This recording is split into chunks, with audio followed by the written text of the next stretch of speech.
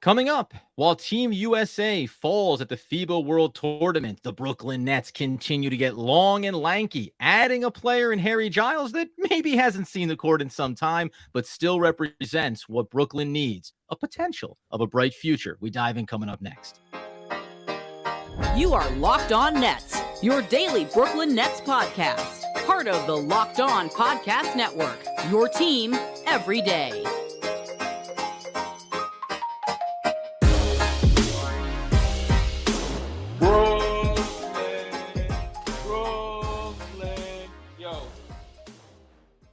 Yes, my friends, it is the Locked On Nets podcast right here on the Locked On Podcast Network. It's your team, the Brooklyn Nets, every single day. Over there, you're going to find Doug Norrie. He's the owner-operator of DFSR. For all your daily fantasy sports rankings from DraftKings to FanDuel, he's got you covered. I'm Adam Armbrecht, breaking down the New York Football Giants on the One Giant podcast and your New Jersey Devils on the Devils Puck Luck podcast. We thank you for making us your first listen of the day. We are 100% free on all those great platforms, and tell you, today's episode is brought to you by Bird Dogs. Go to birddogs.com/LockedOnNBA or enter promo code LockedOnNBA for a free water bottle with any purchase. You won't want to take your Bird Dogs off. We promise you. And Doug, what we promise you is talking about the Brooklyn Nets here coming up in our second segment. But to start, Mikal Bridges, Cameron Johnson, and Team USA. Somewhat surprising loss in the FIBA tournament here over the weekend. Yeah, they played Lithuania early-ish Sunday morning Eastern time, and they fell down bad to start. They were down, I think, like 22 at one point. I think Lithuania hit their first nine threes. They were getting crushed on the offensive glass. Nets fans will know about that. That tough look after as a team that's got crushed on the glass all year, to watch the USA team get crushed on the glass, especially in the offensive on the offensive side, wasn't anything too strange to see, even if it hurt. Yeah, this was a pretty bad loss. I mean, I thought Bridges played pretty well, all things considered. The real story was Anthony Edwards, who tried to spark a comeback. I mean, he ended up dropping 35 points. He took 26 shots. That was more than the rest of the starting lineup combined. It was like a third of the team's total shots Anthony Edwards took. But I don't know, like this loss. Look, we're rooting for pretty hard for USA, I think, out there. I think we got a lot of listeners in a lot of different countries. I know folks take the international basketball scene, as I've been told many times, very seriously. And they should. This has been a pretty fun tournament. But I thought this was a pretty tough loss, and kind of like a wake-up call for Team USA to lose this game against a Lithuanian team that literally has like one NBA guy in Jonas Valanciunas. I guess if you want to count Brzezikis, like he had an NBA cup of coffee. But other than that, like this is a non-NBA roster that they played in Lithuania. And Lithuania like kind of handled them. Furious comeback in the end, but USA wasn't able to top it. So I'm like, I don't know, when you see losses like this, they're not out of the tournament here, but is it like, I don't know, is it sort of eye-opening that they can field a clearly superior NBA squad, but sometimes in this international stuff, it doesn't really matter that much.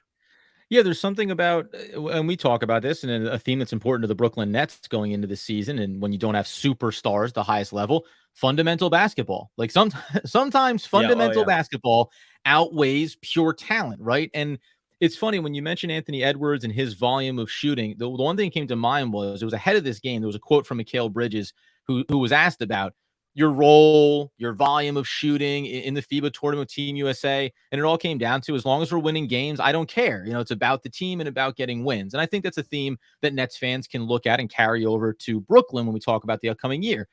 But when you see Anthony Edwards take 26 shots in a game, I think it's a reminder that, one, this is not the ultimate team that that the NBA could put on the court for Team USA. Sure, no. They've been somewhat, strategic. Some superstars aren't interested in doing it. So there's a little bit of a wrinkle there. And it's the reminder that the fundamentals matter a lot. And you cannot just chuck your way back into a game, even if you come close, even if you think you can get there. It's just not quite the same construct. And that's where it falls down a little bit. So I think there's some good NBA kind of themes and reminders from across the league and for Brooklyn specifically about how you have to go about winning games consistently, even if you think you're the better team on paper often. Yeah, that's a good point. And I will say early on in this game, if you were watching, the U.S. team was very ISO heavy. Like it was not It really didn't look very good. It was stagnated a bit on offense. There was really no flow at all to what they were doing offensively. Lithuania definitely had more of a team-oriented approach. I know sometimes I think it's a little overstated, that kind of stuff, where it feels that way when every shot is going in. Like literally every shot that Lithuania took went in, right? Like, and they were even wide open looks aren't going to be 9 for 9 from 3 for over a sample size, right? So it can end up making you think that what you're seeing looks a lot better than it actually does. But yeah, no, in general, I think you made a couple of good points there with FIBA here. One is that it does need to be more of a team-oriented game, which they got to in the second half. They had a much more fluid style. They were in transition a little bit more. And they just had like they're getting embarrassed foot on the gas a little bit more, right? It's like, hey, this is going to be, boys. This is a problem for us. But you make an interesting thing about, like, not bringing their best team. Yeah, like these are some of the United States best players, but they're not the best. Like, right? It's like there's no Jimmy Butler, there's no Jason Tatum, there's no Kevin Durant, there's no LeBron James, right? Like, there's lots of other great USA players that are not playing. Now, that being said, I told you at the beginning, the other team doesn't have any NBA players except for Jonas Valanciunas. So it's like, and the NBA, for whatever your faults might be, is a meritocracy. They are choosing the best players, right, throughout the world, and incentivizing the best players to come there. So this isn't like all the coaches' kids just get out and play for Lithuania, and that's the way it is, right? These are their best players, and they except for Chewy, there's not a lot of other guys in the NBA. So I'm with you on both sides of the ball on that one. Again, I'm really glad it didn't go down, like that this wasn't the elimination piece of it. Like, they are going to go play Italy here on Wednesday, Tuesday at 8:00. And I think that's where the rubber is really going to meet the road. But for sure, I think that this is a nice wake-up call, I think, for these guys, and just about basketball in general, that you can get pushed by good schemes beyond whatever your talent level is. Even when you have guys like, Bridges, who are team guys, and like all these guys are team guys. Like, this is a whole thing that when you're down on scheme a little bit, maybe, and Triple J gets in foul trouble and you're really down on bigs, like, that you can just run into problems. And it's a good reminder. I think that I actually wonder if they come out of the gate and just rip through Italy here on Tuesday, because this is like a well-timed loss from that perspective.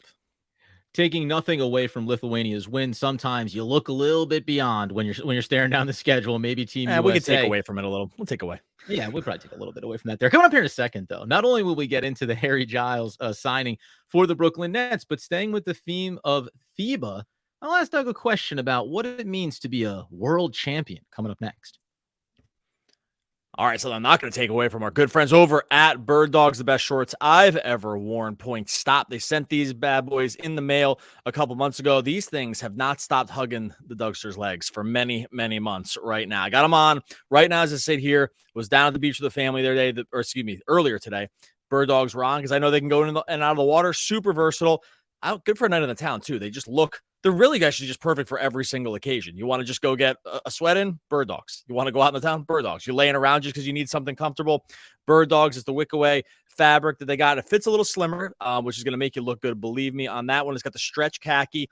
It's got the cloud knit fabric. It's just really there to be perfect for any situation, any single occasion, date, evening, pool, workout, lounging, work. It's all there right now. You go to birddogs.com/LockedOnNets or enter the promo code LockedOnNets at checkout for a free Bird Dogs water bottle with your order. That's birddogs.com/LockedOnNets for a free water bottle at checkout. You won't want to take your Bird Dogs off. We promise you.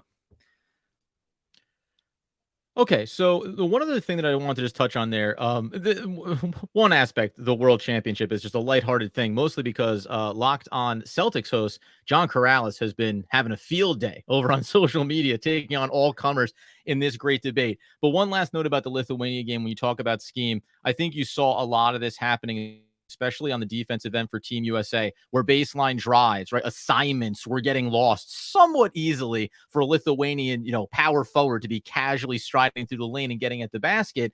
And there's something to the fact that a lot of these players play in and around their home countries, that when it comes to FIBA, when it comes to the Olympics, they bring together the non-NBA players. They're getting the work in together a lot sooner. Now, again, all this is going to sound like is excuse making for a team in the Team USA that should clearly be leaps and bounds better and probably should be able to be a team like that with their eyes closed. However, the World Championship tag, I know this is a very silly thing, but I did want to just get your opinion on it. The association of the NBA World Championship. Do you find it weird that that's the way that gets labeled, which is true of all USA-based sports? You're the World Series championship in MLB, right? You're always crowned the world champion. And you only have to go to like the EPL, the Premier League Soccer, where you're the EPL champion. No one else calls it a world championship outside of USA. Do you think that is legitimate purely based on the highest level of talent playing in the USA in the majority of these sports? Like, do I think they should be called the world champion if you win the NBA title? Yes. Or should just be the NBA champion? Right. You're just the NBA champion, as far as I'm concerned. Yeah. It's a very American style thing to make the thing that happens on this plot of dirt the thing that happens throughout the rest of the world. I'll say this. It's funny. Like, my wife, you know this, my wife just couldn't know less about sports. Like, she really just doesn't. It's like she's aggressively not trying to know anything at times, right? Like, it's you're suspicious that she's actually going out of her way not to learn. Well, you'd be embarrassed. Like, you'd actually think, like, if you talk to her, you'd question if I even like sports. She knows so little that you'd be like, how did by like osmosis it not just creep in here? Like, maybe he's a fraud. Not be in the same room at all. Well, either they hate each other or he's a total fraud because she knows so little that it feels impossible for that. This is all this guy does, right? So like, it feels impossible. Anyway, my point being is that this actually did come up earlier today when we were driving around, because I was telling him about FIBA because I was watching the game before we were going to leave to go somewhere, and it brought up about the world champion, and she was like, it's so silly that she just brought it up out of nowhere. She's like, it's so silly that America is going to call this the world thing when it's clearly doesn't go to the rest of the world. But I will say this though, a couple things like the Super Bowl, like, you might as well call it the world. There's no team in the world that's going to go suit up against the Chiefs and not lose by 100, right? Like, so like, I think at times this is an okay thing, or I get it why you would do it. But with basketball, as it's been proven here, these other countries just beat U.S. teams, and this talent level is spread out enough that, like, now it is kind of an international game. Like, if you go through the top players in the league, I mean, the best player is Jokic, right? So he's not from the U.S. Giannis is right up there. Embiid, I think he's got multiple citizenship, like Luka, right? Like, there's just a lot of guys from the other countries. So Shea's from Canada. So like, I don't know. No, I don't think you should. NBA should just be NBA champion and world. These are good world champion kind of things. And I think we should all lean into that. It makes it more fun. Well, that's a big part of it too, to me. Yeah. Obviously in a lighthearted note around it, but that idea of not only the international number of players, and not to use John, because I think he was making some valid points just around, hey, where's the most talented players? Where do they play? They play. Well, what was John's real quick for people that don't know? What was John's point? John's point was that it's the world championship because the highest level of talent plays in the NBA, and therefore, like, this is where you're going. This is the highest possible gauge that you could have of basketball athletics is the NBA. Therefore, it is the top level of competition regarding basketball. And you can make the case, whether it's FIBA, whether it's the Olympics, it never rises to the level of quality of play consistently across the board as the NBA.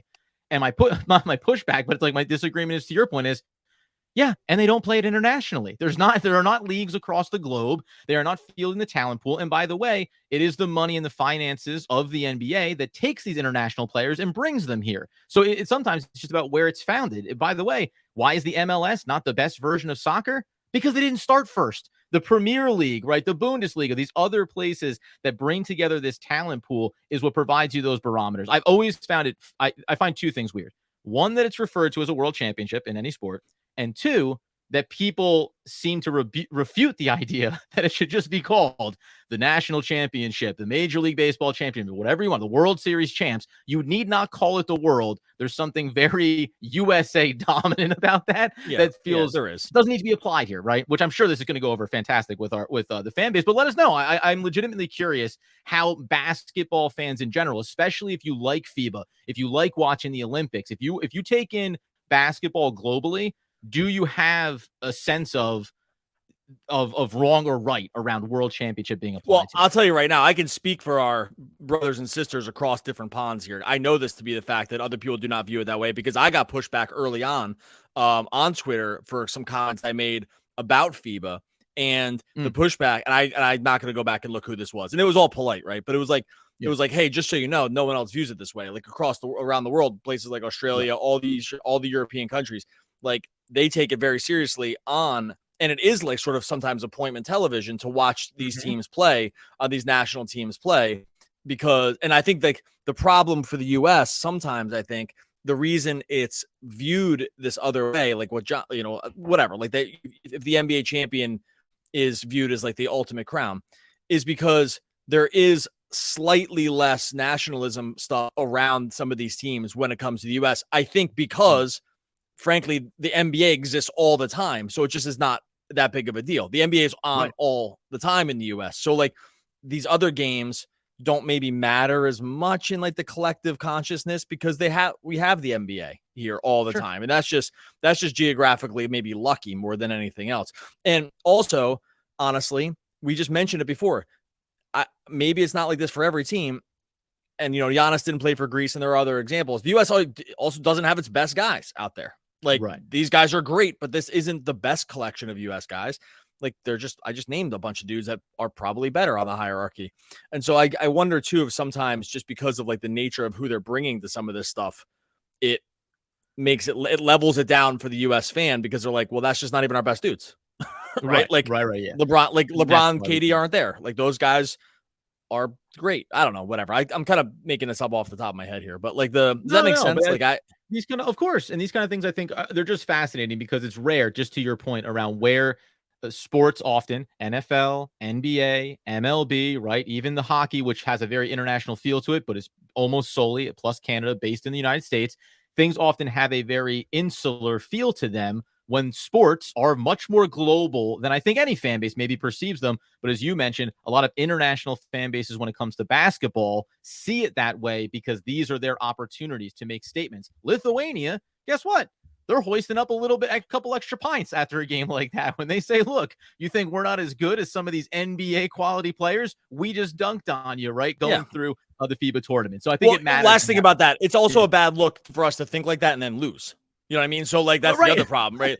Like, the final point is if you want to be that cocky about it, you darn well going to go out and crush teams like Lithuania and not open the door for these discussions. Coming up here in a second, after some team is named world champions at the FIBA tournament, we will get into Harry Giles, the long and lean player who's been away from the court for a little bit, but represents a consistent theme for Sean Marks and the Nets this offseason. Okay, Doug, FIBA aside, world championships aside, this conversation will go on for hours. Harry Giles, as I mentioned there at the end of the last segment, to me represents a very common theme here for Brooklyn in the offseason. I do have an interesting question about the number of guys of this mold that the Brooklyn Nets have added in these last couple of months. Where do you stand on him? Slightly different than some other guys because he's had consistent injury issues and has been away from the game for a couple of seasons. It's just one of these like young guy bites at the apple that we've seen that Marks. It's like, there's a reason this isn't a whole Harry Giles episode. It's a non-guaranteed contract. Like there's, I guess he did have some other suitors and there's been a lot of conversations between these guys. It's like not even guaranteed he breaks camp with the team, right? Like, but it fits this theme.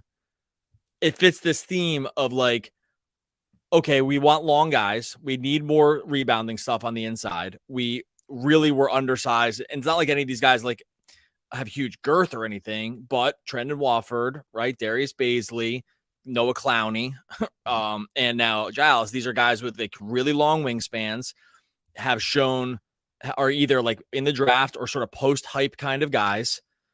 At one point were touted to some degree, which is where Giles was, first round draft pick. It's been a long time, right? It's been 6 years since he was a first round draft pick, but it's all right. He's still pretty young though. Like, 25 years old, yeah.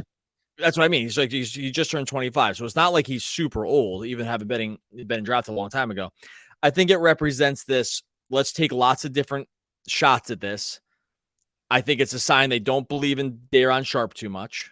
And I think that is something that's what I took from that a little bit. It's like, hey, well, let's get a little more depth here, but also maybe Dayron's just not the guy for us. And because they kind of gone out of the way with some of these late signings, like again, like Watford, Giles, dudes that would not be able to play with Sharp.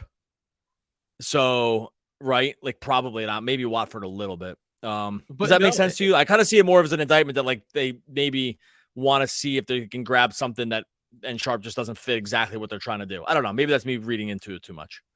No, so I think there's two parts to it, right? Because you go back and we can add Ben Simmons at 240 pounds into this conversation, him coming back to this season, we think healthy. When you go back and look at this roster, even in long-term outlooks here, we talk about in the draft, Tariq Whitehead or a Jalen Wilson, 220, 225. If you go back and look at everybody else on that roster, you do not have Dorian Finney-Smith is 220. Nicholas Claxton still checks in under 220 pounds right now. Mikal Bridges, 209. Guys like, lost track there. 210 for Cameron Johnson. There is just this element of, in addition to being long and lean, I think there's this identification of, and a little bit more bulk. And you saw when there were stretches when Dorian Finney-Smith had to do the switching assignment on Joel Embiid in last year's playoffs, or when Royce O'Neal was playing up, who actually has a bit of bulk, like weighing in at the mid 220s. They need some of that, right? If you're not going to have the traditional measurement of inches in height and size, then you need to find a way to manufacture it. And I think sometimes we overlooked last year, and you and I have talked about this a lot this offseason, the idea of you can make up the ground with wingspan, with disrupting passing lanes, and also with just being thick enough, being big enough to body up against guys and not get worn down over the course of 48 minutes. Now, all of these dudes, including Harry Giles, represent, to your point, an opportunity. Maybe one of them comes to fruition. But when you go back and you look and you see that Dayron Sharp is 265 pounds, and you just never, the first thing you think of with him is not a guy that goes in and bangs bodies. You think of high energy, you think of rebounding, but you don't think about a guy that can anchor himself in the lane defensively against assignments or range out and pick up assignments, right? Versatility. Something has to change here. And as young as he is, long-winded as it was, the leash does feel shorter and shorter for Dayron Sharp to make sure he emerges and still has a role. Again, I like what Marks and company had done this offseason. I think this is exactly what they needed to do. They needed to, we said it before, though, they need to go out and get some guys whose stock is way down, right? Like, and at some point showed flashes of something somewhere, whether it be through pedigree with the draft, whether it be, 2 stops ago, they had some playing time and it ran out in their last stop, right? Like feels like a Baisley kind of thing. Like Baisley was a starter 2 years ago and then was just totally buried, right? Giles is post-injury stuff. The guy has not been in the league for multiple seasons, right? But at some point, there was something here. And to Marks and their credit, now maybe you want to say this is more of like an Atkinson and development thing. They have had success in the past with this kind of guy, right? Like not like long and lengthy, but just one man's trash is another man's treasure, right? Spencer Dinwiddie, Karis LeVert, a little bit, Joe Harris. Like there's been examples along the way of teams that just did not want these guys at all. And they came into the Nets and got themselves paid and played really well. I think the theory here is with a developmental staff that, again, a coaching staff made up clearly of just all development guys, basically. We are going to turn some of these guys into something, whether it's future pieces for ourselves, whether it's just trade assets later on, whether it's just something. We have enough playing time maybe to go around, and these guys have shown enough of something in the past that we might be able to grab it. And taking a few more bites of the apple is really the only way to go about it, right? And so I think that it's almost like creating a portfolio, an investment portfolio, understanding that like they're not all going to be winners. Right. We actually only need like one of them to be winners. I was going to right. To have won this kind of thing, because we're in a place where we really can't lose much at this point. And so I like this strategy, and I think Giles fits perfectly within the framework of what it appears like they're trying to do. And I'll say my last note here to close out would be in regards to the roster. When you get a Trendon Watford, when you add a Harry Giles, when you add a Darius Baisley, when you get guys in the draft like a Jalen Wilson, I think this also speaks to, and we talked about it before, said our worst case scenario of not moving off of Dorian Finney-Smith or Royce O'Neal to deadline, getting off these veterans. If one of them hits, we can trade one. If two of them hits, maybe we can trade both, right? Like I think that you're trying to create this potential to give yourself as much flexibility as it comes up to this season, because now you do have this floodgate of what, 5, 6, 7 young guys that are a shot in the dark, so to speak. If a couple of them bubble up, it's going to make it a lot easier to make different decisions, understanding what the long-term goals are here for the Nets over the next couple of seasons. So yeah, take another flyer. I'll be very interested to see when we finally get to camp how Harry Giles and all of these guys look, right? Because as it stands right now, we're looking at past resumes and trying to fit them in. We might actually see something that really makes sense for Brooklyn this upcoming season to carve out a role, and that includes guys that maybe are taking over one Day'Ron Sharpe when it comes to rotation minutes. All right, we are going to get out of here. A couple things you're going to want to take note of. You're going to want to make sure you go over and subscribe to Locked On Nets over on YouTube. We've seen the numbers only climb, over 6,000, pushing toward 7,000 over there. So make sure that you jump into that. Also, join Subtext. We're going to put the link here. You want to go over there, join Subtext. It's a platform where we're going to be texting basically multiple times a day, as much Nets information as we can get. It's a very, very cool service.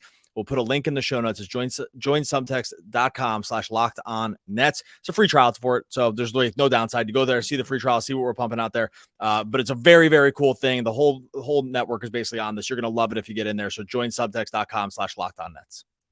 Steve Kerr was heard to say in the FIBA locker room after the loss to Lithuania, "That is the worst day of my life." It's Peter Bars from the Office Space movie. Oh, one of the all-time great poets. We'll be back again tomorrow talking more Brooklyn Nets basketball. Basketball, basketball, basketball, basketball.